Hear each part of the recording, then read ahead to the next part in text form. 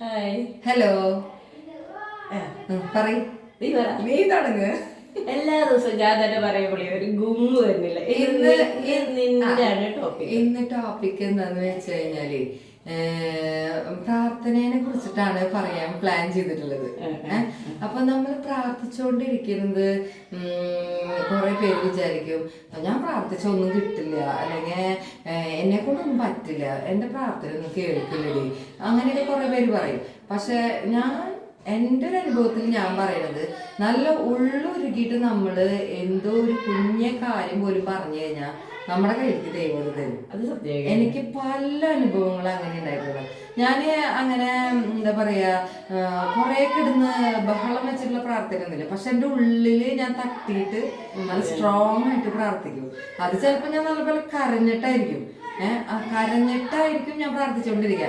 എനിക്ക് ആരും കാണാതൊക്കെ ആയിരിക്കും ഞാൻ ചിലപ്പോൾ പക്ഷെ എത്ര കുഞ്ഞേ ഒരു പ്രശ്നമാണെങ്കിലും നമ്മൾ ഉള്ളിൽ തട്ടിയിട്ട് പ്രാർത്ഥിച്ചാണ്ടല്ലോ ആ കാര്യം നമുക്ക് സാധിക്കും.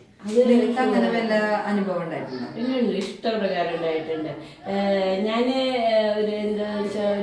എൻ്റെ ഒരു 34 വർഷം ഞാൻ കണ്ട കുർബാനക്കാളും ഒരൊറ്റ ദിവസങ്ങളിലൊരു കുർബാനയ്ക്കുണ്ട് ഒരു അന്ന് തന്നെ എല്ലാം തകർന്നിരിക്കുന്ന നേരത്താണ്, ഇനിയൊരു ജീവിതം ഇല്ല എന്ന് ചിന്തിച്ചിരിക്കുന്ന നേരത്താണ് ഇതേപോലെ ഒരു ഞായറാഴ്ച കുർബാന എൻ്റെ കയ്യിൽ വന്നുപെട്ടു. കുർബാന നമ്മൾ പലപ്പോഴും ആർക്കോ വേണ്ടി ബോധിപ്പിക്കാൻ വേണ്ടി പോയി കുർബാന കാണാൻ പറ്റും. പക്ഷെ എൻ്റെ 34 കൊല്ലം ഞാൻ കണ്ട കുർബാനയല്ല ഒറിജിനൽ കുർബാന.